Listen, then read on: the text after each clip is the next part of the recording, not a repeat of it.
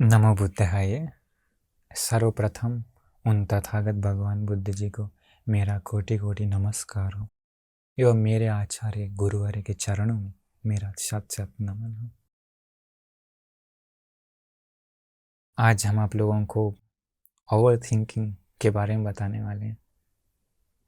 Over thinking से छुटकारा कैसे पाया जाए। क्या आप भी ओवर थिंकिंग से परेशान हैं?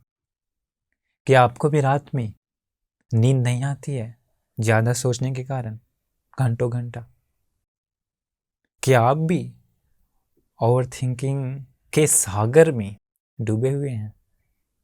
क्या आपके मन में भी नदी के जैसा हजारों लाखों लाख विचार आ रहे हैं? तो आज हम उसी के लिए बहुत सुंदर बात बताने वाले हैं। भगवान बुद्ध जी का तरीका बताने वाले हैं। 5 तरीका बताने वाले हैं। 5 टिप्स बताने वाले हैं। इन 5 टिप्स को, तरीके को अपने जीवन में आप फॉलो करेंगे तो आप इस ओवर थिंकिंग या ज़्यादा सोच विचार हो रहा है तो इस ओवर थिंकिंग से आपको छुटकारा पा सकता है। तो देखते हैं वो 5 तरीका क्या है। ध्यान से सुनिए। ये 5 तरीका में से कोई एक भी अगर आप सही से करेंगे तो आपको छुटकारा पा सकता है। पहला है, नंबर 1 क्या है? सबसे पहले तो आपको रियलाइज करना होगा। पहला फैक्ट है रियलाइज करना होगा क्या कि ज़्यादा सोचने से जो काम है, जो रिस्पॉन्सिबिलिटी है या जो कुछ भी है कर्तव्य, वो होने वाला नहीं है, उसका सॉल्यूशन नहीं मिलने वाला है। ज़्यादा सोचने से वो काम हो नहीं जाएगा। जैसे में मान लीजिए आपका कोई एग्ज़ाम है, आप बहुत सोचे बहुत सोचे बहुत सोचे, पास हो जाएंगे? नहीं, पास नहीं होंगे। बहुत लोग क्या होता है कि मान लीजिए कोई एग्ज़ाम है, किसी का बहुत बड़ा कोई हाई लेवल का एग्ज़ाम है, कॉम्पिटिटिव एग्ज़ाम या कुछ भी मान लीजिए। अभी एग्ज़ाम के बारे में अभी से पूरा सोच रहा है कि इस एग्ज़ाम में कितना लाखों लाख लोग भाग लेते हैं और सिर्फ इतने लोगों को ही सिलेक्ट किया जाता है। अरे हम हो पाएंगे कि नहीं, मेरा सिलेक्शन हो पाएगा कि नहीं, अगर मेरा सिलेक्शन नहीं होगा तो मेरा 1 साल ख़त्म, फिर हमको निंदा बदनामी मिलेगा, हमारे घर परिवार वाले लोग क्या कहेंगे, हमारे दोस्त लोग क्या कहेंगे, अरे फिर हम कैसे जिंदा रहेंगे, अरे फिर हमको इससे अच्छा मर जाए, ये आदि आदि आदि आदि कितना दूर तक ये जाता है ना, ये थॉट्स, ये विचार, ये है ओवर थिंकिंग। ऐसे ज़्यादा सोचने से क्या होता है, ज़्यादा भी एग्जाम के बारे में ज़्यादा सोचने से क्या होता है, माइंड जो है ना वो पूरा वो हो जाता है, ब्लेंड हो जाता है, माइंड पूरा भड़क जाता है। भड़क जाने से क्या होता है, जो पढ़ाई पर फोकस करना है नहीं हो पाता है, कंसंट्रेशन नहीं हो पाता है, उसको सही से पढ़ नहीं सकता। इसीलिए सबसे पहला कारण है, पहला टिप्स है, आपको रियलाइज, आपको बोध करना होगा कि ज़्यादा सोचने से काम होने वाला नहीं है। नंबर 1 यही है। ओवर थिंकिंग पता है कैसा है? एक खौलता पानी के जैसा है। आप खौलता पानी को देखें, आप कढ़ाई में या कुछ बड़े बर्तन में आप पानी पूरा खौलने लगेगा तो, बहुत पानी खौल रहा है तो उस बर्तन के नीचे सरफेस पर क्या रखा है दिखता है? नहीं दिखता है ना। घर में आप चाय बनाते होंगे, जब चाय बहुत खौलने लगता है तो नीचे का जो बर्तन के नीचे का सरफेस दिखता नहीं है। ये ओवर थिंकिंग बिल्कुल वैसा ही है। बहुत सोचने से क्या होता है, माइंड पूरा भड़क जाता है। भड़क जाने से किसी भी चीज़ पर फोकस नहीं कर सकते। तो सबसे पहला यही आपको रियलाइज़ करना होगा, आपको बोध करना होगा कि ज़्यादा सोचने से काम का सॉल्यूशन मिलने वाला नहीं है। फर्स्ट टिप यही है। एक एग्जांपल बताते हैं। सोचना चाहिए बट नॉट ओवर, ज़्यादा नहीं। एग्जांपल लेते हैं, एक चिड़िया है, उसी चिड़िया को हाथ में लिए, अभी उसी चिड़िया को बिल्कुल ढीले रखेंगे तो क्या होगा, चिड़िया उड़ कर चली जाएगी। अगर चिड़िया को पूरा टाइट करके पकड़ लेंगे तो क्या होगा, चिड़िया मर जाएगी। तो कैसे रखना होगा? अगर अपने हाथों में चिड़िया को रखना है तो चिड़िया को नॉर्मल, ना पूरा ओपन ना पूरा टाइट, नॉर्मल रखना होगा। नॉर्मल रखेंगे तो चिड़िया सही सलामत हाथ में रहेगी। ठीक वैसे ही बहुत ज़्यादा ओवर थिंकिंग करना चिड़िया को मार देना जैसा, पूरा दिमाग ही ब्लेंड हो जाता। ओवर थिंक पूरा ओपन लूज चिड़िया उड़ जाना जैसा, बिल्कुल ही नहीं सोचता है तो छोड़ दो, एग्जाम को छोड़ दो, पढ़ता भी नहीं है, कुछ नहीं करता, कुछ नहीं सोचता, वो चिड़िया उड़ गया। बैलेंस में रखना है, बैलेंस में। एक और एग्जाम्पल हम देते हैं, वीणा। वीणा का अगर जो ताड़ है बिल्कुल लूज कर देंगे तो खोल देंगे तो आवाज़ सही से आएगा? आवाज़ आएगा ही नहीं, एक खुला हुआ है, लूज है। इसके बाद वीणा का ताड़ को वेरी टाइट, बहुत ज़्यादा टाइट कर देंगे तो आवाज़ सही से नहीं आएगा, पूरा खराब हो जाएगा आवाज़। वीणा का ताड़ को मीडियम रखना पड़ता है। इसी प्रकार थिंकिंग करना है, ना ज़्यादा हाई ना ज़्यादा लो, मीडियम में ही रखना, ओवर नहीं। तो पहला कारण तो हम बता दिए आपको, रियलाइज़ करना, आपको बोध करना होगा कि ओवर थिंकिंग से काम पूरा होने वाला नहीं। हमको ये बताते समय बहुत एक हंसी वाली हमको घटना याद आ रही है। भगवान बुद्ध के समय एक एक एक ओवर थिंकिंग करते करते क्या से क्या कर दिया। देखिए, एक गुरु जी का एक भिक्षु था, एक मंक था, वो गुरु थे। उनका एक और शिष्य था, जवान था, वो 15-20 साल की आयु, 15-20 साल होगी आयु। वो बहंती जी का बहन का बेटा, हाँ बहन का बेटा, भगना कहते हैं, भांजा कहते हैं। तो बहन बहुत श्रद्धावान थी, वो सोची थी अगर मुझे बेटा जन्म होगा तो हम अपना भाई बहुत ही शीलवान है, बहुत गुणवान है, उनके पास भिक्षु बना देंगे। भिक्षु बना दिया। एक बार क्या होता है, ये भंती जी, जवान भंती जी, नाम रहता है भागिनेय संग रक्षित, दूर जगह पर वर्षावास के लिए जाते हैं। वर्षावास में जाने के बाद उनको बहुत सुंदर 2 कपड़ा मिलता है, चीवर मिलता है, 2 बड़ा बड़ा कपड़ा, चीवर के लिए ही कपड़ा मिलता है। वो आते समय सोचते हैं अरे ये मेरे गुरुजी के लिए एकदम बेस्ट है, हम अपना ये गुरुजी को ये दान देंगे। अभी वो आ गए आश्रम में, गुरुजी के पास प्रणाम किया, गुरुजी को कहा कि हे गुरुजी, मुझे एक बहुत अच्छा वस्त्र मिला, हम ये आपको सौंपते हैं चीवर के लिए। गुरुजी बोले नहीं नहीं, मुझे ज़रूरत नहीं, मुझे नहीं चाहिए। क्यों? क्योंकि गुरुजी अरहंत थे, इनलाइटेंड थे, वो अल्पेच्छ थे, उनको लौकिक वस्तुओं के प्रति कोई ज़्यादा इच्छा नहीं थी, उनके पास चीवर था, उसी से संतुष्ट थे। इसीलिए वो बोले हमको नहीं चाहिए, गुस्सा से नहीं। अभी ये शिष्य क्या सोचा, गुरुजी को मन देख सकता है, वो अरहंत थे इसीलिए। अभी ये छोटा शिष्य सोचा कि अरे देखो इतना प्यार से हम लाए, ये गुरुजी नहीं स्वीकार कर रहे हैं, अभी ये गुरुजी हमसे आदर स्नेह नहीं है, अभी ये गुरुजी हमको स्नेह नहीं दिखाएंगे, तो हमको आदर से नहीं रखेंगे, तो स्नेह नहीं करेंगे, तो हमको यहाँ रहने से कोई फ़ायदा नहीं है। अगर हम कुछ और समय रहेंगे तो मेरा ख्याल भी नहीं रखेंगे, हमको कोई देखभाल नहीं है, मुझ पर कोई ध्यान नहीं देते हैं, तो हम एक तरह से तो जंगल में फेंका हुआ लकड़ी के समान हो जाएंगे। जंगल में फेंका हुआ लकड़ी को कोई पूछता है नहीं, हमको भी कोई नहीं पूछेगा, हमको यहाँ रहने से कोई फ़ायदा नहीं है। अरे इससे अच्छा है, अभी वो कल्पना में डूबने वाला है। भंती जी देखें उसका मन को, उसको थोड़ा सा उसका मन को खुश होने के लिए बोले कि संग रखित है, मुझे थोड़ा सा पंखा झेलो तो। अभी वो पंखा झेल रहा, गुरुजी बैठे हुए हैं। अभी वो देखिए ओवर थिंकिंग कहाँ से कहाँ पहुँचा देता। अभी वो पंखा झेल रहा, अभी वो सोच रहा गुरुजी ने कपड़ा नहीं लिया, मुझे स्नेह नहीं करते हैं, अब मुझे यहाँ रहने से कोई फ़ायदा नहीं, हमारा कोई वैल्यू नहीं है, हम क्या करेंगे, अच्छा रहेगा हम ये चीवर छोड़ के हम घर जाएंगे। घर जाने के बाद हम क्या करेंगे, हाँ हमको जो ये कपड़ा मिला उसी कपड़े को बेचेंगे, कपड़ा को बेचने, अच्छा कपड़ा महंगा है, कपड़ा बेचने के बाद हमको जो पैसा मिलेगा उसी पैसा से गाय खरीदेंगे। गाय खरीदने के बाद हम दूध का व्यापार करेंगे, फिर धीरे धीरे दूध का व्यापार मेरा बढ़ जाएगा और गाय खरीदेंगे। इस प्रकार दूध का बड़ा व्यापार शुरू कर देंगे। इसके बाद फिर एक सुंदर सी लड़की के साथ शादी करेंगे। शादी करने के बाद फिर अपना एक ज़मीन खरीदेंगे, उसी ज़मीन में एक छोटा सा घर बनाएंगे, घर बना के खुशी से हम लोग व्यापार करते हुए रहेंगे। फिर हम लोगों को हमको बहुत पसंद लड़का एक लड़का ही हमको पसंद है लड़की से ज़्यादा, हमको एक लड़का होगा, लड़का होने के बाद थोड़ा सा धीरे धीरे बड़ा होगा, फिर क्या होगा कि उस लड़के को, अपने बच्चे को आशीर्वाद दिलाने के लिए गुरुजी के पास लेकर आएंगे। तो इसके बाद कैसे आएंगे, अभी वो पूरा कल्पना कर रहा है, पूरा विचारों की दुनिया में डूबा हुआ है। वो सोच रहा है कैसे आएंगे गुरुजी से मिलने के लिए। हाँ, पैदल आना अच्छा नहीं, एक रथ पर आएंगे।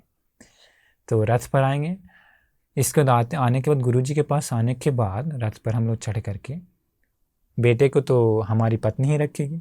अगर वो रथ से उतरते समय जहाँ बच्चे को गिराए, जहाँ बच्चे को, मेरे बेटे को गिराए, हम देखेंगे नहीं कि मेरी पत्नी है, हम पत्नी को मारेंगे पूरा। ऐसा सोच क्या कर रहा था वो भिक्षु, बंती जी का पंखा जो रहा था ना, पत्नी को मारेंगे, सो पंखा से बंती जी को मारने लगा। तो पंखे से मारने के कारण अभी गुरुजी तो मन देख सकते हैं, वो औरत है। बोले शिष्य, तुम अपने पत्नी को मार रहे हो या तुम मुझे मार रहे हो? तब होश आया। देखिए ओवर थिंकिंग कहाँ से कहाँ पहुँचा दिया। तब होश आया, अरे हम ये क्या कर रहे हैं, हम तो गुरुजी को मार रहे हैं। भागने लगा। तो और दूसरे भिक्षु लोग थे, पकड़ लिए, पकड़ करके भंती जी के पास लाए। ये भंती जी, इस छोटे से भंती जी नए जवान भिक्षु को भगवान बुद्ध के पास लेंगे। भगवान बुद्ध कहें ये मन बिल्कुल वैसा ही है, ये मन विचारों में डूब जाता है। भगवान बुद्ध जी कहते हैं दूरंगमं एक चरंग अशरीरं गुहाशयं ये चित्तंग संयम संति मोक्षंति मार बंधन। भगवान बुद्ध जी कहते हैं कि ये मन बहुत दूर तक जाता है। देखिए आजकल के लोग भी ऐसे ना, ये मन बहुत दूर तक जाता है, अकेले ही जाता है, एक चर्या अशरीरं, ये मन के पास कोई शरीर नहीं है, ये अकेले नहीं जाता बहुत दूर तक, परंतु ये मन रहता भी है ये शरीर नाम की गुफा में ही। भगवान बुद्ध जी कहें वैसे मन को जो सुधार लेता है वो मुक्त हो जाता है। वो भंतीज को भी समझ में आ गया कि यार हमारा ये ओवर थिंकिंग के कारण ही ऐसा हो गया। इसके बाद वो अपने मन को वश में कर लिए, दमन कर लिए ज्ञान के अनुसार। तो देखिए कैसा उस समय भी हुआ था। तो पहला टिप्स आपको बता दिए। दूसरा टिप्स है आपको अपना होश को बढ़ाना होगा इस ओवर थिंकिंग को कंट्रोल करने के लिए। नॉर्मल होश तो है आपके पास, चल सकते हैं, दिखाई दे रहा है, यहाँ पर सीढ़ी है, यहाँ पर गड्ढा है, ये होश नहीं, ये नॉर्मल होश है। आध्यात्मिक होश को बढ़ाना होगा, सती को बढ़ाना होगा। कैसे बढ़ाया जाए आध्यात्मिक होश को? भगवान बुद्ध बताएं आनापान सती मेडिटेशन के जरिए। इस ओवर थिंकिंग को कंट्रोल करने के लिए आनापान सती साधना के जरिए इस सती को बढ़ाना होगा। पता है ये आनापान सती कैसा है? ये आनापान सती ठीक वैसा ही है जैसे मान लीजिए एक प्लेग्राउंड है, एग्जाम्पल, उसी प्लेग्राउंड में बहुत धूल उड़ रहा है, बहुत सारा धूल उड़ रहा है, गर्मी का समय है, प्लेग्राउंड में धूल है और पूरा धूल किसी कारण से पूरा भड़क उठा और पूरा धूल उड़ रहा है। एक महावर्षा अचानक से बहुत हाई हैवी वर्षा होगी तो सारा धूल क्या होता है, तुरंत शांत हो जाता है ना। करोड़ों अरबों धूल का कण वहां पर रहता है, पार्टिकल्स रहते हैं अरबों से भी ज्यादा, वो सारा पार्टिकल सब एक क्षण में महावर्षा से शांत हो जाती। ये आनापान सती वैसे ही है, हजारों लाखों विचारों को तुरंत शांत कर देती है। आखिर कैसा है ये आनापान सती, कैसे? भगवान बुद्ध के समय एक भिक्षु था, वो भिक्षु वन में जाता है, एक सुंदर बगीचा देखता है, आम का बगीचा। वो सोचता है मेरे लिए तो एकदम मस्त है मेडिटेशन करने के लिए।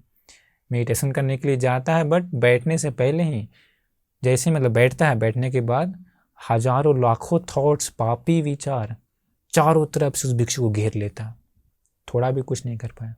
भगवान बुद्ध जी बाद में उसको बताते हैं उस भिक्षु को, भिक्षु इस बहुत सारे वितर्कों को, विचारों को कंट्रोल करने के लिए आनापान सती करने के लिए। अब आती है बात कैसे आनापान सती को किया जाता है, कैसे उस धूल को शांत किया जाए, कैसे इस विचारों की गंगा को, विचारों की धूल को बैठाया जाए। आनापान सती बहुत ही आसान है, उसके लिए आपको इस श्वास पर ध्यान देना है। हम लोगों के नाक से हमेशा श्वास क्या है, आता है जाता है। श्वास हमेशा आता है जाता है। इसके ऊपर आपको फोकस करना है। उसके लिए आपको क्या करना होगा पता है? ओवर थिंकिंग बहुत है ना, एक दिन में एक समय अलग करना होगा थोड़ा सा, वो अपने लिए आप अलग करिए। बहुत सारे लोग अभी क्या है ना, अपने काम में ही पूरा समय व्यतीत कर देते हैं, अपने आध्यात्मिक के लिए, अपने आध्यात्म के लिए अलग नहीं करते। उसके लिए अलग करना होगा आपको। ये ओवर थिंकिंग से छुटकारा पाना है, अलग होने। इसके बाद एकांत जगह पर बैठ जाइए थोड़ा सा। इसके बाद नाक से श्वास आता है जाता है, आप अपने माइंड को फोकस करना उसी श्वास पर। श्वास आते समय आपको रियलाइज करना चाहिए, समझना चाहिए, श्वास आया श्वास गया, श्वास आया श्वास गया। अभी वो हजारों हजार लाखों लाख विचार सब केवल दो में आ जाते हैं। कौन सा दो? श्वास आया श्वास गया, श्वास आया श्वास गया। अभी आपका मन में कितना विचार है? केवल दो विचार है ना, श्वास आया श्वास गया। अभी वो लाखों विचारों को छोड़ना है आपको। उस समय एक दिन अलग करना है, दिन में एक टाइम अलग करना है। उसके बाद आपको ये प्रैक्टिस करना है। आप ये जितना प्रैक्टिस करते जाएंगे ना, श्वास आया श्वास गया, वो सारा ओवर थिंकिंग कंट्रोल हो जाएगा। महावर्षा धूल को शांत करने जैसा वो सारा ओवर थिंकिंग शांत हो जाएगा। फिर आप इसको जितना शुरू में क्या है ना, शुरू में ये श्वास पता नहीं चलेगा कि श्वास आता भी है कि नहीं, क्योंकि आदत नहीं है। तो शुरू में क्या करना चाहिए? जोर से श्वास लेना चाहिए, जोर से श्वास छोड़ना चाहिए। ऐसे 1 मिनट 2 मिनट करने से आपको पता चलेगा कि श्वास आता भी है जाता भी है। फिर इसको क्या करना, आपको धीरे धीरे रोज डेली 10 से 15 मिनट, 15 से 20 मिनट आपको प्रैक्टिस करना है। ऐसे करने से क्या होगा? आपका मन शांत होगा, आपका आध्यात्मिक होश बढ़ेगा और ओवर थिंकिंग कंट्रोल हो जाएगा। क्योंकि यहाँ पर हजारों हजार सब यहीं पर आ जाता है। मान लीजिए एग्जाम्पल, आपको रात में नींद नहीं आ रही है, विचारों की गंगा में बहते ही जा रहे हैं, बहते ही जा रहे हैं। कभी कभी 2 घंटा 3 घंटा 4 घंटा ऐसे ऐसे होता है। आप उसी समय बेड पर जाते के साथ, जैसे ही आपको अगर ओवर थिंकिंग विचारों की गंगा आते के साथ ही आप पकड़िए तुरंत, हाँ ओवर थिंकिंग शुरू हो गया, विचार शुरू हो गया। आपको उसी समय आपका ध्यान केंद्रित करना है नाक पर। आपको उस समय भी आप श्वास रेस्पायरेशन होते रहती है ना, उस समय भी रेस्पायरेशन तो 24 आवर होते रहती है, नहीं तो मर जाएगा आदमी। तो आप अपना ध्यान को केंद्रित करिए श्वास पर। लेटने के बाद श्वास आते आ रहा है जा रहा, आया श्वास गया, श्वास आया श्वास गया। ऐसे आप लेटे रहते समय आप श्वास पर ध्यान केंद्रित करिए। उन विचारों को छोड़ दीजिए, अरे वो कल तो होगा ही होगा, जो विचारों को सोने कोई फायदा तो नहीं। श्वास आया श्वास गया, आप लेट करके आप श्वास पर फोकस करिए। देखिए जो आपको घंटों घंटों नींद नहीं आता था ना, 5 मिनट के अंदर आपको नींद आ जाएगी 100%। आप ट्राई, ये कोशिश करिए। तो दूसरा है यही, इसी ओवर थिंकिंग को बढ़ाने के लिए होश को बढ़ाना होगा। आनापानसति मेडिटेशन को प्रतिदिन अपने जीवन में लाना होगा। याद रखिए बहुत बिजी है आजकल का दुनिया, आप भी बहुत बिजी होंगे। पढ़ाई लिखाई करना है या ऑफिस में काम करना है या जॉब करना है या ये बहुत सारे रिस्पॉन्सिबिलिटीज हैं, बहुत सारे हैं, विचार बहुत सारे हैं। पर दिन में एक टाइम अलग करिए अपने लिए, अपने मन के लिए, अपने मन की शांति के लिए। आपको इससे छुटकारा पाना है। तो ये था दूसरा कारण। तीसरा कारण है मैत्री साधना। तीसरा कारण है मैत्री साधना। भगवान बुद्ध जी इस साधना का एक गुण बताए हैं, तुवटंग चित्तंग समाधियति। मन तुरंत एकाग्र हो जाता है इस साधना से। क्या है वो मैत्री साधना?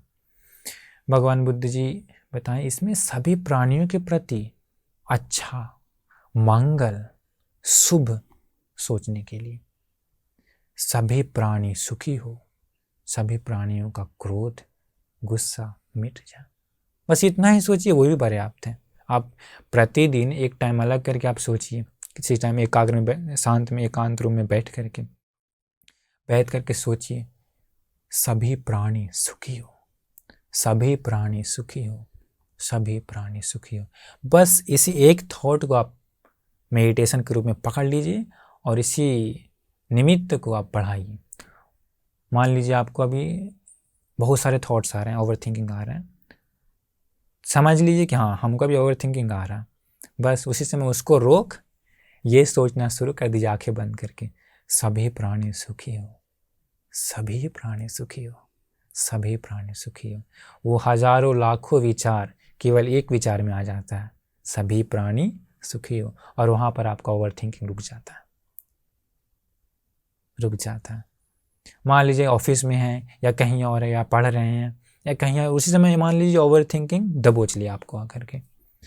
उसी समय आप सोचिए आंखें बंद करके, उन सारे विचारों को रोक लगाइए और सोचना शुरू करिए, सभी प्राणी सुखी हो, सभी प्राणी सुखी हो। सारे प्राणियों का मंगल मैत्री के बारे में सोचिए, अच्छा विचार सोचिए, आपका वो ओवर थिंकिंग रुक जाएगा।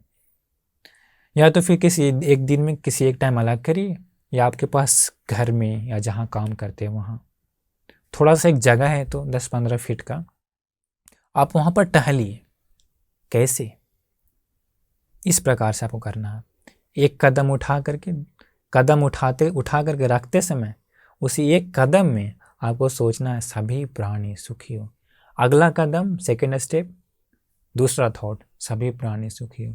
तीसरा स्टेप, सभी प्राणी सुखी हो। चौथा स्टेप, सभी प्राणी सुखी हो।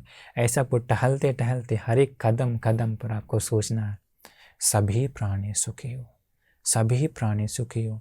अगला कदम, सभी प्राणी सुखी।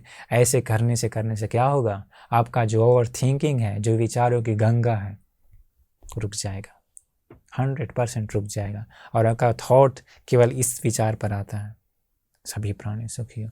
तो ये तरीका करने से भी ओवर थिंकिंग पर छुटकारा पाया जा सकता है। आप इसको अपने जीवन में अपनाइए। चौथा टिप्स क्या है, आप जितना हो सके प्रेजेंट में, वर्तमान में रहने के लिए सीखिए। वर्तमान, चौथा स्टेप ये। भगवान बुद्ध जी बताए हैं, इस दुनिया में 2 मूर्ख लोग होते हैं। पहला, अनागतं भारं वहति, वो भविष्य के बारे में सोचते रहता है। भविष्य के बारे में पूरा सोच के दिमाग को है ना पूरा मतलब ओवरलोड कर लेता है। पहला मूर्ख हुआ है। दूसरा, आगतं भारं न वहति, वर्तमान में जो रेस्पॉन्सिबिलिटी है, जो काम है, उसको करता नहीं है सही से। भगवान बुद्ध जी बताएं, ये दोनों मूर्ख हैं।